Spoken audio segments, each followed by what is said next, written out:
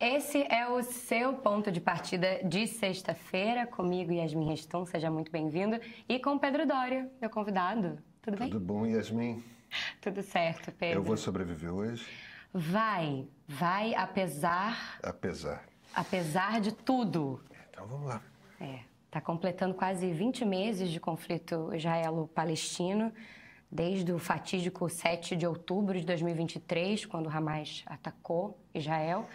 E, bom, hoje no Ponto de Partida a gente vai trazer as perguntas de vocês sobre o vídeo dessa semana, falando sobre a dor palestina. Mas também a gente vai trazer as opiniões do Pedro, que esteve, inclusive, em Israel há pouco, para tentar entender, de fato, essa dinâmica interna da política israelense e também, talvez externa, mas o que está acontecendo?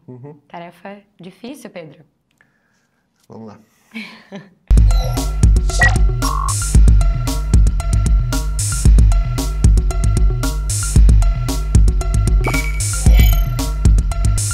Pedro, Israel está cometendo inúmeros crimes de guerra nos últimos tempos e eu não posso evitar de fazer a pergunta que eu percebi que foi a que mais apareceu assim nos comentários, tanto do YouTube como também no Instagram, que foi uma percepção da maioria ali de que você demorou para se posicionar dessa maneira. Então, eu queria que você contasse um pouco mais sobre o que é ser sionista e por que dessa demora, se é que a gente pode chamar assim?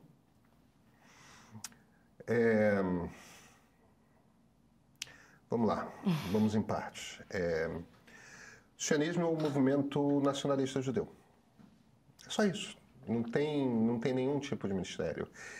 E eu tenho um profundo incômodo com essa coisa que estourou, principalmente na esquerda, de igualar sionismo com fascismo, com qualquer... Nazismo, enfim. Com qualquer ideologia. Vem cá, a gente consegue falar sobre... A gente consegue falar a respeito de nacionalismo como um pleito legítimo de um povo a respeito de qualquer povo.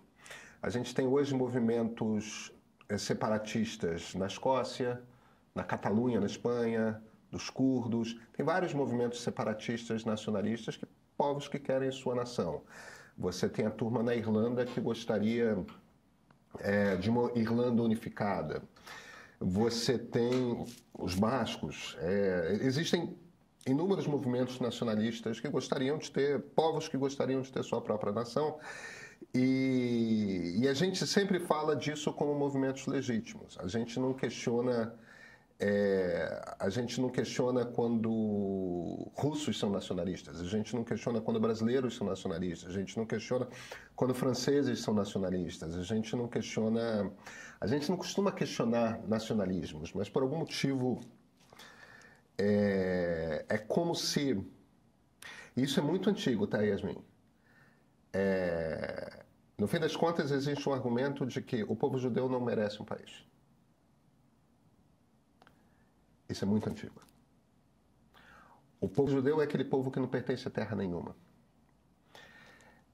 Isso é ancorado, eu vi algumas pessoas falando nos comentários, tanto no Instagram quanto no YouTube, sobre a ideia de, é que Israel é um país que é uma invasão europeia. Não é. Não é. 70% da população que vive em Israel, dos cidadãos israelenses, são pessoas cujos antepassados, se hoje são nascidos em Israel, seus pais ou seus avós, seus bisavós, seus trisavós, são pessoas que são ou do Oriente Médio ou do Norte da África. 70% da população israelense. Só 30% da população israelense é formado por pessoas que vêm da Europa. Aí a gente precisa ter uma conversa sobre... Vem cá, então vamos falar só desses 30%. Os europeus têm o direito de se considerar como pertencente àquela terra? O que é um povo? O que forma um povo? É genética? Se for genética, se for o DNA que forma um povo... eles são muito mais próximos, os judeus europeus são muito mais próximos de judeus que passaram os últimos 2, 3 mil anos no norte da África e no Oriente Médio do que de qualquer povo europeu. São mais próximos do que alemães, são mais próximos do que franceses, do que ucranianos, do que russos. Quer dizer, do ponto de vista genético, os judeus askenazitas, os judeus europeus, são muito mais próximos dos judeus sefaraditas e Mizraim do que são de quaisquer europeus. Ou seja, estamos falando do mesmo povo geneticamente. Ah, não é genética, é cultura. A gente está falando de um povo que se manteve dentro de uma mesma cultura. Se você pega 2000 anos, a expulsão pelos romanos aconteceu 2000 anos atrás, no ano 70 depois de Cristo, o povo mantém a mesma cultura. As rezas são as mesmas, os rituais religiosos são os mesmos, os livros sagrados são os mesmos, a língua que eles falam entre si é a mesma. E todos mantiveram como reza, precisamos nos encontrar no ano que vem em Jerusalém. A reza mais sagrada, o Shema, judaica, sempre foi, olha, Jerusalém é o lugar do qual fomos expulsos e para o qual precisamos retornar. Então, se a questão é cultura, a cultura é a mesma, o mesmo povo que se espalhou pelo mundo porque foi expulso da sua terra, mas é intrinsecamente ligada a Jerusalém. O que acontece? Por que o movimento sionista nasceu no final do século XIX? O final do século XIX é o momento em que os movimentos nacionalistas surgem na Europa. A unificação da Alemanha e da Itália. É aquele momento em que, sabe, o que unificava as pessoas até o iluminismo, até o século XVIII, o que unificava, o que dava senso para as pessoas de comunidade, de cultura, de pertencimento a um povo, era a religião.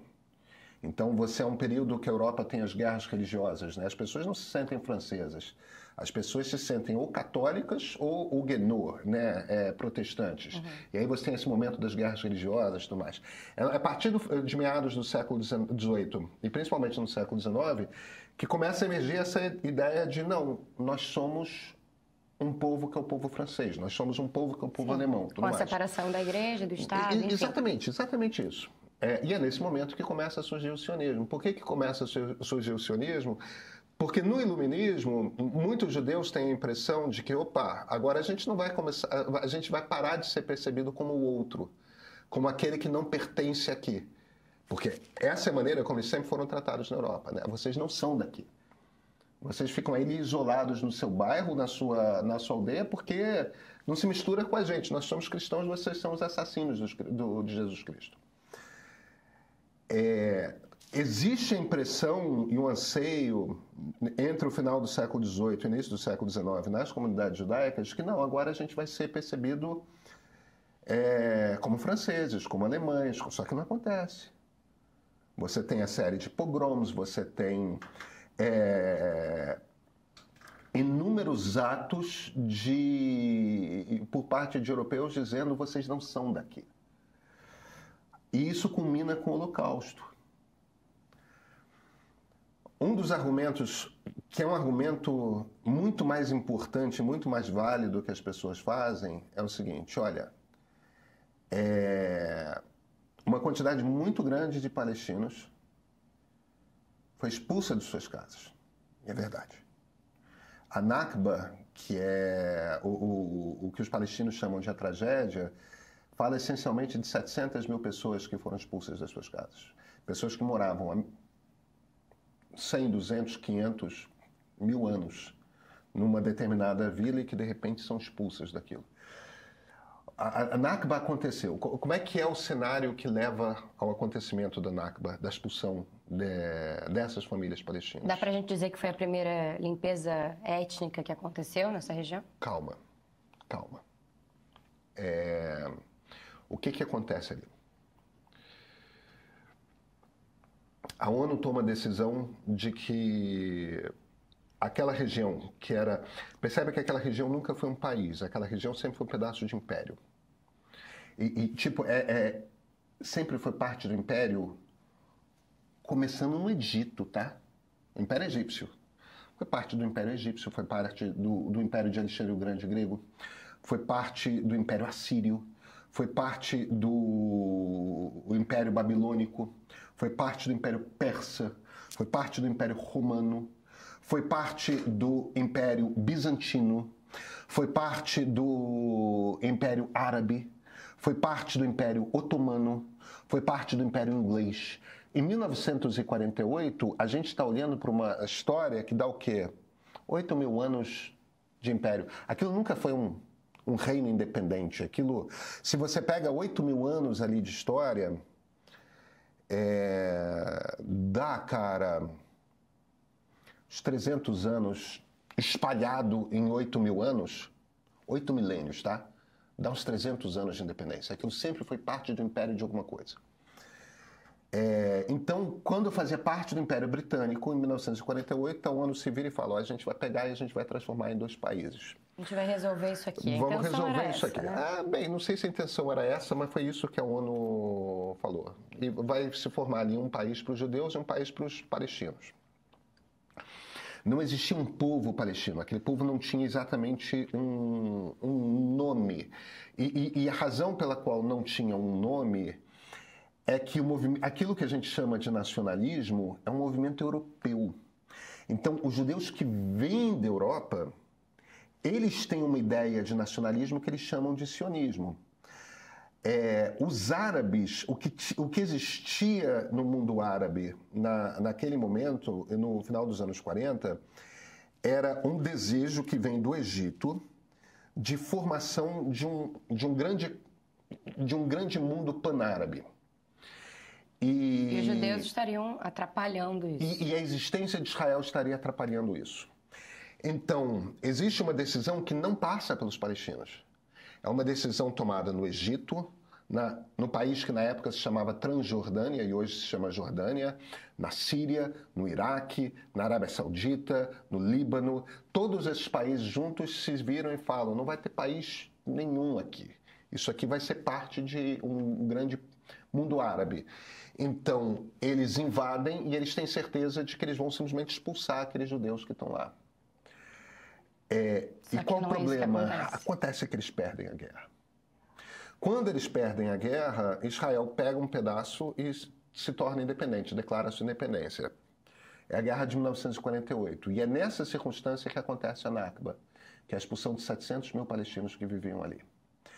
E a partir dali eles vão começar a criar um movimento nacionalista, que só se consolida mesmo com a formação da OLP no final dos anos 50 e início dos anos 60.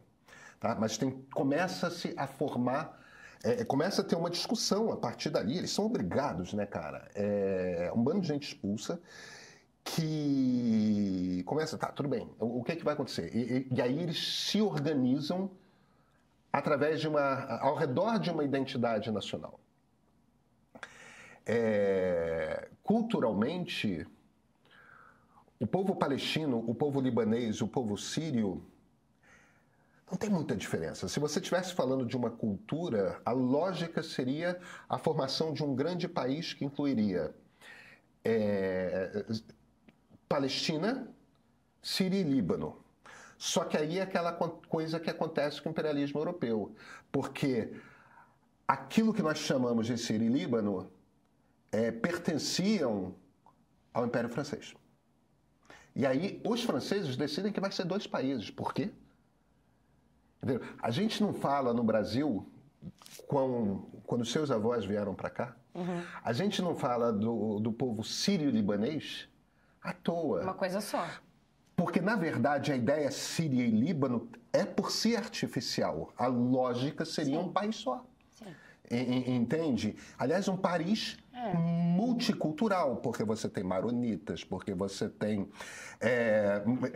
muçulmanos, tanto xiitas quanto sunitas, você tem um monte de outras religiões maiores e menores convivendo, ali naquele conjunto, convivendo com conflitos, sem conflitos, a questão toda. E olha, isso deveria incluir também, se a gente estivesse falando de uma formação natural de um país, assim como aquelas repúblicas italianas todas foram sendo juntadas, repúblicas e reinos foram sendo juntadas num grande país, Itália, porque, bem ou mal, todo mundo lia Dante e comia mais ou menos a mesma comida, você tem diferenças regionais e tal. Se a gente estivesse falando de um país natural, o país natural seria esse, que inclui o território da Palestina, o território do Líbano, o território da Síria. Só que não aconteceu, porque eram dois senhores europeus diferentes e tem essa decisão da ONU e tudo mais. Só que, cara, sabe qual pedaço dessa história que nunca é contado? Enquanto 700 mil palestinos foram expulsos das suas casas, e foram, por causa de uma guerra que não tinha nada a ver com eles, foram países árabes que tomaram a decisão de entrar nessa guerra, os palestinos nunca tiveram parte nessa decisão. E se não tivesse havido essa guerra, o que teria acontecido era o surgimento de Israel e da Palestina. E eles teriam o seu país. Qual o resultado da derrota dos países árabes? Judeus foram expulsos do Iraque, da Jordânia, da Síria, do Líbano, do Egito, do Marrocos, do Sudão. 800 mil judeus foram expulsos. Por que a gente olha para Israel hoje e 70% da população vem do norte da África e do Oriente Médio? Essas pessoas não escolheram ir para Israel. Essas pessoas não viveram o Holocausto. Elas foram expulsas das suas casas no mesmo momento em que os palestinos foram expulsos das suas casas. A gente está falando de dois grandes deslocamentos populacionais. Há aproximadamente 800 mil judeus, há aproximadamente 700 mil palestinos. Entende? Então a gente está falando, não é só o Nakba. A tragédia é uma tragédia muito maior do que isso e não afeta só os palestinos. E é evidente que é uma tragédia. O problema é que a gente não está em 1948, a gente não está em 1950. Você tem ideia de qual era a idade da comunidade judaica em Bagdá? Sabe há quanto tempo vivia a comunidade judaica em Bagdá, que foi expulsa em 1949 e 1950? Quanto tempo? Viviam em Bagdá fazia 3.000 anos. Nossa. 3.000 anos. A gente está em 2025 porque faz 2025 anos que Jesus Cristo nasceu. Perfeito. Bota mais 1.000 anos. Sim. Percebe? A comunidade judaica no Irã tem mais ou menos a mesma idade. A comunidade judaica no Egito é mais antiga. Era. Todo mundo foi expulso. Então, que tipo de raiz tem um povo que vive numa mesma terra há 3.000 anos? Se você não entende a história desse jogo, você não entende o que o jogo é. Então, qualquer tipo de comentário a respeito da tragédia que é a formação de Israel e da Palestina precisa levar em consideração o fato de que a tragédia é dupla. Tanto judeus quanto palestinos são vítimas dessa mesma tragédia. A gente está em 2025. Isso foi 80 anos atrás. O que a gente precisa agora? O que a gente precisa agora é conseguir encontrar um caminho em que esses dois povos tenham cada um seu país. Os palestinos precisam urgentemente do seu país. Todo povo tem o direito ao seu país. Agora, a criação do país Palestina não pode acontecer em detrimento do apagamento do país Israel. São dois povos que... E eu acho que as pessoas não compreendem o tamanho. É muito engraçado que se você pega o discurso identitário da esquerda, todo o discurso identitário está ancorado na ideia de cultura. Entendeu? Não, vamos atrás das nossas raízes africanas. Vamos atrás da ideia do que faz de uma mulher uma mulher.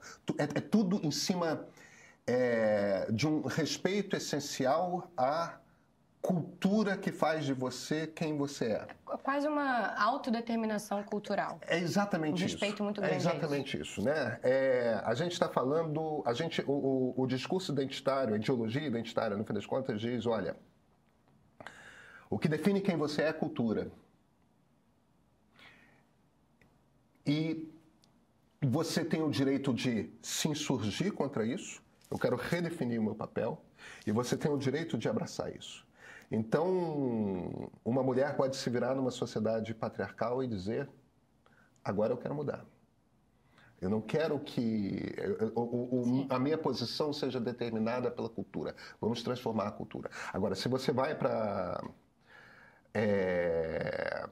a questão, por exemplo, do racismo, da questão dos negros, aí não. Você não pode usar um tipo de roupa que pertence à minha cultura.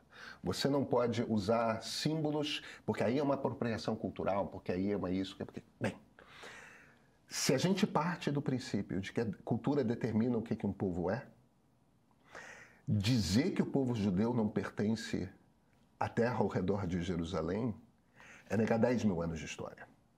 De fato, isso não faz o menor sentido. Não faz nenhum sentido. Agora, simultaneamente, dizer que o povo palestino não pertence à terra ao redor de Jerusalém não faz nenhum sentido também. Os dois povos são dali. E se você olha geneticamente, aí eu volto para a genética, nenhum povo é mais parecido, nenhum ser humano é mais parecido geneticamente com um judeu do que um palestino. E nenhum povo é mais parecido geneticamente com um palestino do que um judeu. Palestinos são mais próximos de judeus do que árabes do deserto, árabes sauditas, árabes do Golfo. Uhum. A gente está falando do mesmo povo, a gente está falando da mesma gente. Jericó é uma cidade na Cisjordânia que já foi judia, já foi árabe, já foi árabe no sentido muçulmana, já foi cristã, já foi um monte de coisa. Jericó, que quem lê Bíblia, é religioso, já ouviu a palavra, Jericó é uma cidade que ainda existe. Jericó é a cidade ocupada continuadamente na história mais antiga do mundo. Sim, tem inúmeros hinos gospel que citam a cidade, enfim. 10 mil anos de ocupação. Esse povo cananeu, porque palestinos e judeus são cananeus, esse povo cananeu é o povo humano que está no mesmo lugar há mais tempo na história. Foi ali, Jericó é literalmente, é a cidade mais antiga em ocupação no mundo, porque é um dos pontos em que começou a agricultura, em que a gente deixou de ser sedentário. A gente está falando de um peso de cultura, que é um troço que é literalmente a história da humanidade que está ali. Aquilo é literalmente o berço da história da humanidade. E o povo que dá origem a tudo isso é esse povo cananeu. Entendeu? Egípcios, babilônicos, gregos, tudo vem depois. O primeiro povo que forma a cultura, que forma a agricultura, que se assenta numa terra, é o povo que vai dar origem tanto a judeus quanto a palestinos. Cara, não existe saída. A identidade cultural desses dois povos com esse lugar é tão profunda, é tão intensa, é tão antiga, que não existe saída que não a formação de Israel e da Palestina. Os dois países precisam existir. Nenhum dos dois povos vai ser expulso de lá. E eu acho que qualquer um que tenha a ilusão de que um conflito é novo, não, é 10 mil anos de conflito. Sim. Dois, que um desses povos vai ser expulso de lá e que você pode se virar e arbitrar, não, essa terra é mais desse grupo do que daquele, cara. Desiste, porque não é. Os dois povos são cananeus, os dois povos são de lá, só existe uma saída, que é a formação dos dois países. Agora, Pedro, que eu vi também muito nos comentários, por isso que eu, inclusive, estou até demorando para trazê-los, porque muitos estão muito parecidos. Tá.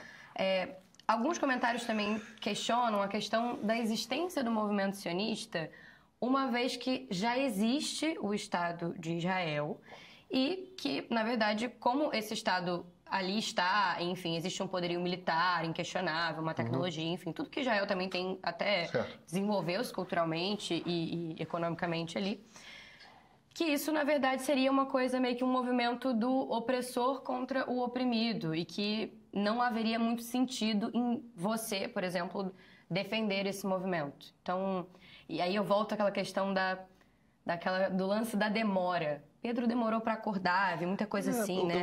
Como é que o Pedro não enxerga o óbvio? Eu acho o seguinte, Yasmin, é uma guerra e é uma guerra horrorosa. Israel tem um dos piores populistas autoritários de extrema-direita que existem hoje no mundo, no seu governo. Eu acho, na verdade, que o Netanyahu é um cara pior do que o Bolsonaro, do que o Trump, tá? Pelo seguinte, o Bolsonaro sempre foi de extrema-direita. Bolsonaro nunca fingiu, conheço o Jair Bolsonaro há 25 anos, há 30 anos. O que eu tenho de carreira jornalística, Bolsonaro estava aqui, até porque eu sou repórter político do Rio, né? Bolsonaro sempre foi isso aí. O Donald Trump tem ideias bizarras, mas ele acredita naquelas coisas. Ele acredita em tarifa, ele é um autoritário mesmo por temperamento e tudo mais. O Netanyahu é pior, porque o Netanyahu é um oportunista. Ele é um político que se aliaria a qualquer grupo que o mantivesse no poder. O Netanyahu é tipo um centrão. Não, é pior do que um centrão, porque ele é um cara que abraçou com gosto a extrema-direita israelense, porque aqueles grupos o mantêm no poder. E aí ele faz aquilo que a extrema-direita israelense quer. E tem um pedaço da extrema-direita israelense que quer a limpeza étnica palestina. Agora, o que o Netanyahu nunca tinha falado? As pessoas às vezes se impressionam. Não, sempre teve ministro da extrema-direita que dizia que queria expulsar todos os palestinos. Sim, sempre teve. Mas esses caras que falam isso, eles falam isso, já falavam isso há 10 anos, já falavam isso há 20 anos, já falavam isso há 30 anos. Eles sempre falaram isso. Não tem nenhuma novidade o fato de que existe um grupo minoritário político em Israel que deseja a expulsão dos palestinos. É uma turma que, em geral, se vira e fala, não, já existe o país dos palestinos, que é a Jordânia. Joga eles para lá, tá? O Netanyahu nunca tinha dito. No momento que o primeiro-ministro diz, o Netanyahu fazia um jogo aqui, fazia um jogo ali, tudo mais. Porque o Trump começou a falar na bobagem, na estupidez, que é a coisa da... Vamos fazer uma Riviera, vamos expulsar esses caras e fazer um grande... Porque o Trump começou a falar isso, e porque a posição do Netanyahu no governo está se enfraquecendo, ele decidiu começar a fazer um aceno para a extrema-direita, um aceno mais forte para a extrema-direita israelense. E nesse momento a coisa que ele falou, que ele nunca tinha falado antes, é que, não, a gente já está de fato fazendo a vida deles tão impossível que eles vão embora, por conta própria. No momento que o primeiro-ministro fala isso, muda. Então a minha opinião muda quando os fatos mudam.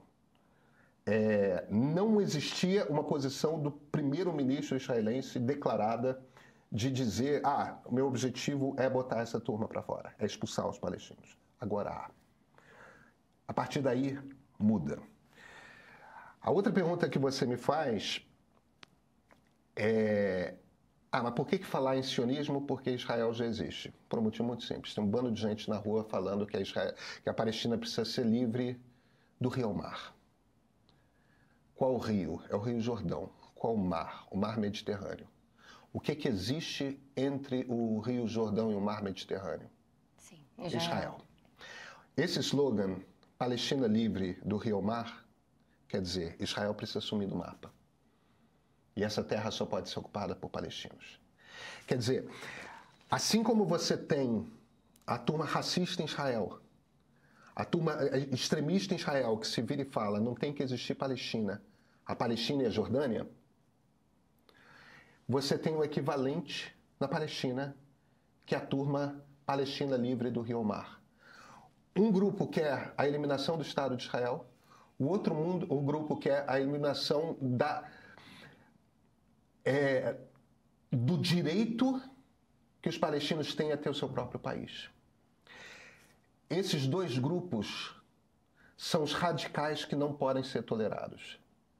O que a gente precisa ir é para um mundo em que exista o país dos palestinos e exista o país dos israelenses. Então, sim, faz sentido você ser sionista num mundo em que tem tanta gente falando que Israel tem que deixar de existir. E faz sentido você ser pró-Palestina num mundo que tem tanta gente dizendo que os palestinos não têm direito ao seu país. Perfeito. Pedro, eu vou seguir aqui com as perguntas, assim, acho que a gente acabou esclarecendo muito do que a maioria perguntou. Agradeço, inclusive, quem me mandou oi, achei muito fofo. Mas vamos lá, o William, eu quero voltar a esse ponto que você mesmo trouxe, de que existem outros povos que reivindicam independência e um espaço de terra mesmo, né? Uhum. O William, William747, falou o seguinte: os povos que buscam um Estado soberano são de 30 a 45 milhões de curdos, 25 a 30 milhões de berberes, 12 a 15 milhões de caxemires, 13 a 15 milhões de palestinos, 10 a 15 milhões de uigures, que inclusive eu nem conheço esse povo, 6 a 7 milhões de tibetanos e 3 a 4 milhões de tamils de Sri Lanka. Mas o mundo só fala da Palestina. Por quê? Porque odeiam Israel e os judeus. Não importa o que Israel faça, sempre vão ser criticados, sempre. Nem após a barbárie de 7 de outubro tiveram mais de 24 horas de apoio tímido.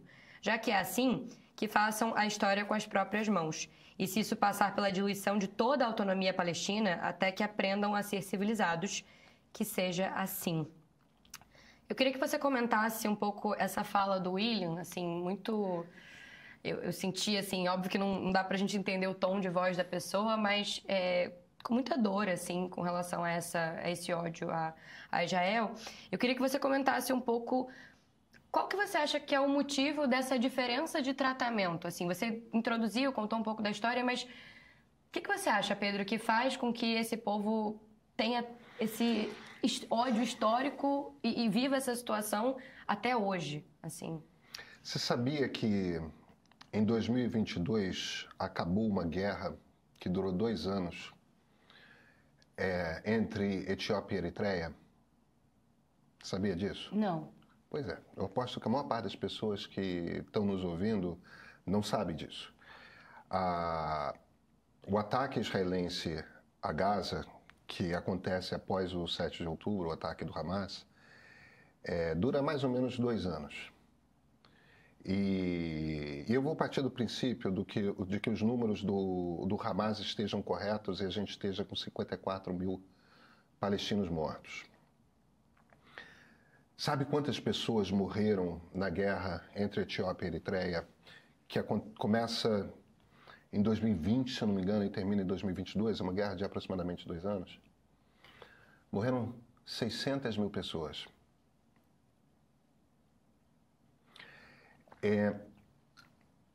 O número de refugiados deixado por essa guerra civil, e o problema dos refugiados ainda existe, se aproxima de 6 milhões de refugiados, 5, 6 milhões de refugiados. A guerra civil na Síria, que ainda não acabou, já matou próximo de 600 mil pessoas também, 500, 600 mil pessoas. O número de refugiados na Síria, por causa da guerra civil síria, é imenso. A destruição da Ucrânia se aproxima em termos de custo, a destruição física de prédios, cidades, tudo mais. O número de mortos na Ucrânia está próximo de entre 150 e 200 mil pessoas após a invasão russa. E a destruição de propriedade, de terras, de casas, de edifícios na Ucrânia se aproxima de um custo de 150 bilhões de dólares. Só para botar de pé de volta? O que foi destruído, 150 bilhões de dólares, se você quiser erguer de novo, você vai gastar isso. A destruição em Gaza é de 45 bilhões de dólares. Eu não estou...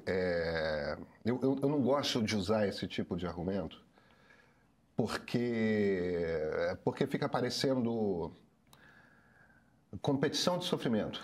Perfeito. Não existe um povo mais importante que o outro. Não existe isso. Agora,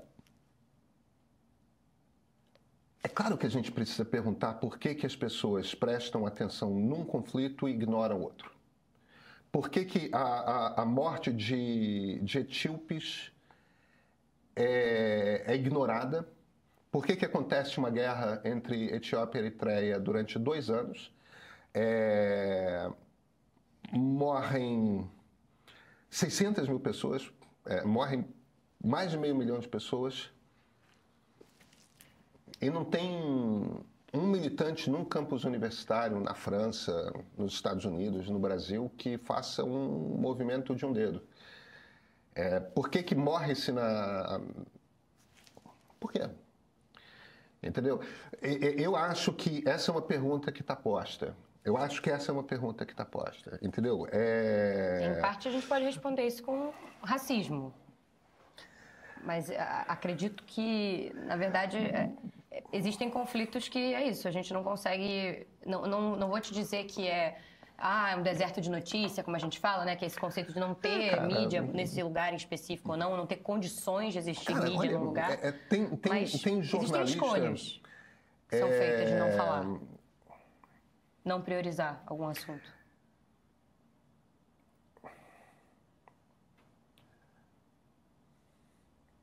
Eu acho que ninguém, por exemplo, a Rússia invadiu a Ucrânia.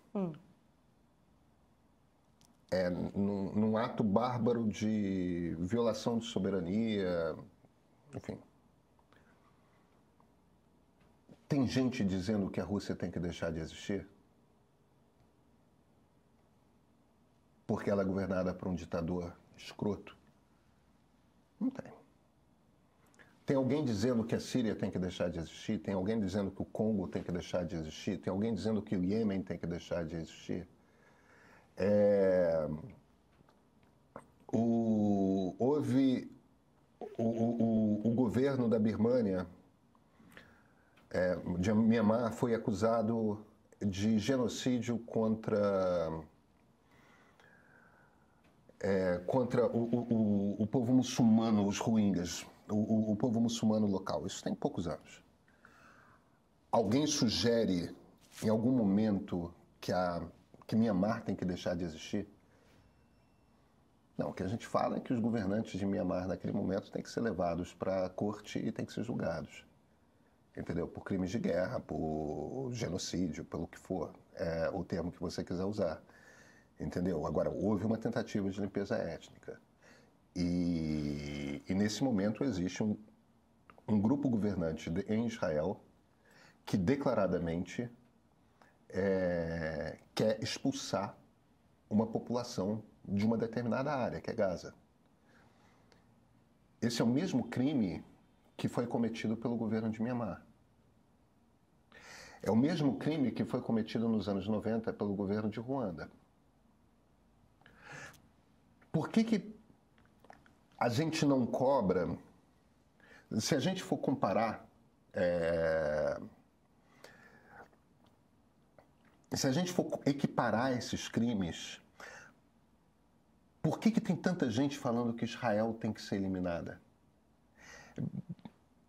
É claro, Yasmin, que o problema de uma quantidade grande de pessoas não é com Gaza, é com Israel existir. Entende? A gente precisa ter uma explicação séria para...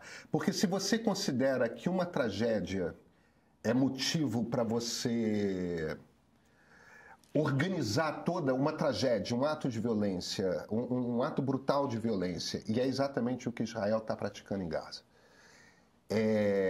Se a gente considera que este ato nos mobiliza emocionalmente, em termos absolutos, que a gente considera que isso é um dos temas internacionais mais importantes do mundo, cara, tem pelo menos 5 guerras no mundo que estão matando mais do que a guerra em Gaza.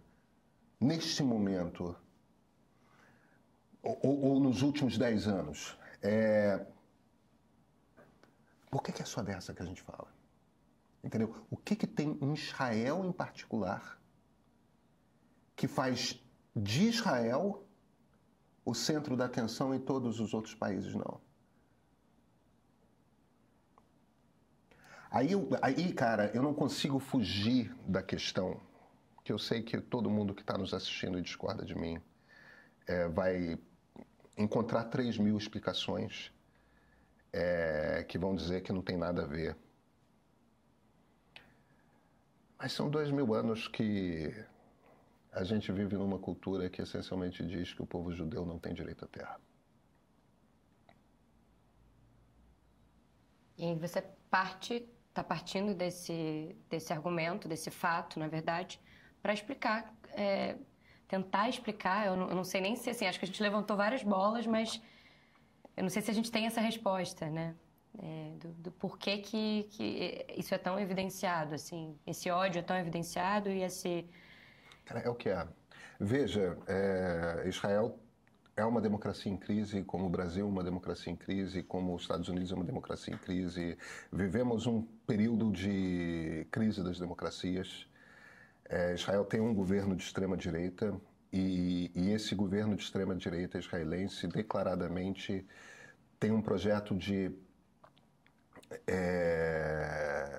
limpeza étnica da faixa de Gaza. É isso, é o que é. É declarado. Isso, assim, eu acho que é inegável que isso piora muito a situação claro que sim. de como a gente enxerga o povo judeu. Não, o povo judeu não. O governo de Israel. Essa que é a questão, exato. Isso que eu tô... eu falei exatamente o que eu quis falar para mostrar essa projeção que existe. Esse é o ponto. A gente tem um problema no governo de Israel. A gente não tem um problema no país de Israel. A gente não tem um problema com a sociedade israelense, da qual 20% é árabe, muçulmana. Para não falar de drusos, para não falar de... Existem até samaritanos ainda, da religião samaritana. Uau! Pois é. É um país plurinacional.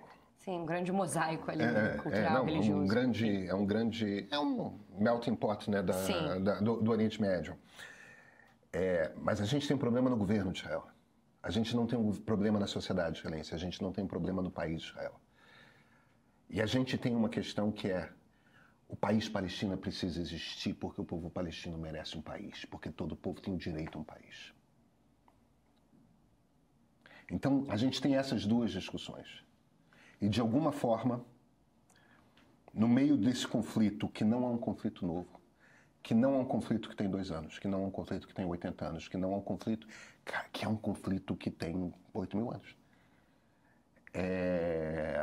No meio desse conflito, existe uma turma que usa esse momento não para falar em defesa do povo palestino, mas para falar contra a existência de Israel. Eu tenho um problema com isso. Pedro, para arrematar, porque, enfim, acho que a gente está dando muitas respostas ou levantando muitas bolas aí, empilhando pratinhos aí para tentar responder as perguntas de todo mundo. Eu quis fazer um grande resumão, porque foi bastante coisa. Mas eu queria te fazer uma pergunta para a gente encerrar, e caminhando para o encerramento, que é o seguinte: você acredita que Netanyahu, sim, enquanto oportunista, mas que enquanto durar esta guerra, ele, na verdade, está se fortalecendo ou que, na verdade, ele está se enfraquecendo e assim que essa guerra acabar, não tem mais condições de ele permanecer no poder pelo caminhar aí dos fatos, enfim, pela quantidade de crimes contra a humanidade, enfim? Cara, eu espero ver esse sujeito na cadeia o mais rápido possível. Tem poucas pessoas que eu gostaria de ver tanto na cadeia quanto o Benjamin Netanyahu. Esse cara é um criminoso, de muitas formas diferentes. A pior delas certamente ele é o principal responsável pelo que está acontecendo em Gaza. Eu acho que esse cara vai ser preso. Eu acho que esse cara vai ser preso em Israel. Entre mandatos aí, já está completando o quê? 18 anos? Ele está há uns 20 anos. Ele está desde o final dos anos 2000 no poder. Existe, nesse momento, uma tensão grande no gabinete dele, porque os partidos religiosos, os partidos ultra-ortodoxos, esperam uma extensão de licença do serviço militar. Os judeus religiosos ultra-ortodoxos, eles têm o direito de não prestar serviço militar em Israel. E isso é uma exceção que foi dada lá atrás, não em lei, mas meio que como uma tolerância pelo governo Davi Ben-Gurion, isso anos 60, tá? Final dos anos 50, quando os ultra-ortodoxos eram uma micro-minoria. Só que hoje eles representam uma percentual cada vez maior da população de Israel. E, cara, serviço militar em Israel é uma coisa que homem e mulher presta, é obrigatório e é de 3 anos. E não é um serviço militar que nem aqui no Brasil, que você vai ficar pintando o tronco de árvore de branco, pintando meio frio de branco, que é isso que você faz serviço militar no Brasil. Não, lá você corre risco de vida, você vai para guerra, você vai para conflito, você toma tiro, você toma bomba, você toma... O serviço militar todo pai e mãe israelense quando o filho vai e a filha. Porque realmente em Israel é, do ponto de vista de gênero, talvez uma das sociedades mais igualitárias, uma das democracias mais igualitárias no mundo. Todo pai e mãe israelense fica com o coração apertadíssimo na hora do serviço militar, porque são 3 anos, não é só um, e cara, a chance de seu filho morrer é real, entende? É bem barra pesada. E os ultra-ortodoxos bonitinhos lá, eles não precisam porque eles ficam estudando a Torá, entendeu? E isso tem um ranço na sociedade israelense. Então é muito difícil que haja a extensão dessa licença e os partidos ultra-ortodoxos dizem para o Netanyahu que o apoio deles depende da manutenção dessa licença. Eles estão ameaçando nesse momento romper com o governo. Se eles rompem com o governo, eles são partideco, tá? São 7 deputados, mas são 2 partidos na verdade. Um racídico e outro não, mas ambos ultra-ortodoxos. Cara, se eles rompem, o Netanyahu tem uma vantagem de 4 votos. Se ele perder 7 deputados, acabou. Isso quer dizer que no regime parlamentarista o gabinete se dissolve, são convocadas novas eleições. E tudo indica que o Netanyahu toma uma surra nessa eleição. Ele não se reelege. E ele não se reelegendo tem um novo governo, provavelmente um governo de centro-esquerda. E tudo muda. É a melhor esperança para todo mundo. É a melhor esperança para todo mundo. É a melhor esperança para todo mundo. Cara, a alternativa é esperar o horário regular, o momento regular das eleições, que é outubro do ano que vem. Final de outubro do ano que vem. É bastante tempo para ficar nessa situação de, enfim, uma crise humanitária do jeito que está, sem alimento, sem medicamento, sem... Cara, vai ser um pesadelo. Vai ser um pesadelo. Perfeito. Pedro, não foi um programa fácil, né? Não. Obrigada por toda a explicação, pelo seu tempo. E até o próximo ponto de partida, semana que vem. Semana que vem. A gente se encontra, espero que com outros ares, se possível. Obrigada. Obrigado a você. Eu te incomodei de ter citado sua família, Yasmin? Não. Me desculpa. Eu citei sem... Não, não me incomodou nem um pouco. Tá bom. Se você quiser, a gente tira alguma coisa assim. Tudo certo. Tudo certo. Me desculpa. Imagina. Não, mas eu acho que eu tinha que ter... Perguntado antes? Não, tudo bem, entendi. Acho que foi um zelo bacana, mas não me incomoda de jeito nenhum. Tá bom, inclusive, tá bom.